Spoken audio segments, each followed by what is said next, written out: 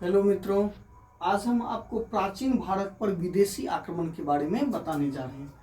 भारत पर प्रथम विदेशी आक्रमण ईरान के हकमानी वंश के साइरस प्रथम ने 550 ईसा पूर्व में किया था।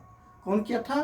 तो ईरानी आक्रमण जो भारत पर सर्वप्रथम हुआ था और शासक थे साइरस जो 550 ईस्वी में आक्रमण किया और वो असफल आक्रमण था। उसके बाद दूसरा आक्रमण मित्रों डेरियस प्रथम के द्वारा सफल आक्रमण भारत पर किया गया और ये लोग लगभग 200 वर्षों तक उत्तर पश्चिम का जो क्षेत्र है भारत का उस पर आपको शासन किया। उसके बाद पश्चिम एशिया, मध्य एशिया और यूरोप के साथ जैसे ही आपको ईरानी साम्राज्य का नियंत्रण हुआ तो भारतीय शासकों का इनके साथ जो है सो सभ्यता, संस्कृति, दर्शन आदि कलाओं के साथ संगम हुआ, यानी कि मेल मिलाप हुआ, एक दूसरे से परिचित हुए।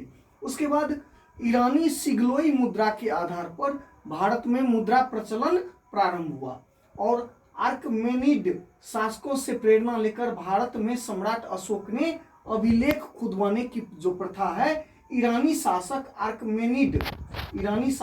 आर्कमेनिड से प्रेरणा लेकर आपको अशोक ने भारत में अपने राजादेश और अपने धर्म के प्रचार प्रसार के लिए आपको शिलालेख, अभिलेख खुदवाने की प्रथा का प्रारंभ ईरान से ही प्रेरित होकर किया। उसके बाद ईरानी आक्रमण से भारत में साम्राज्यवादी विचारधारा का विकास हुआ।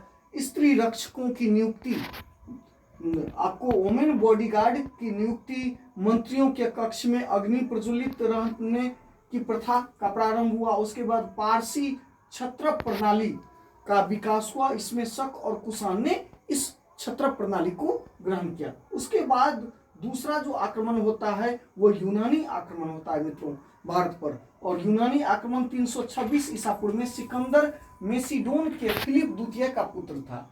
326 ईसा पूर्व में सिकंदर जो है सो मेसिडोन के मेसिडोनिया का शासक था फिलिप द्वितीय, इसका पुत्र था आपको कौन? सिकंदर।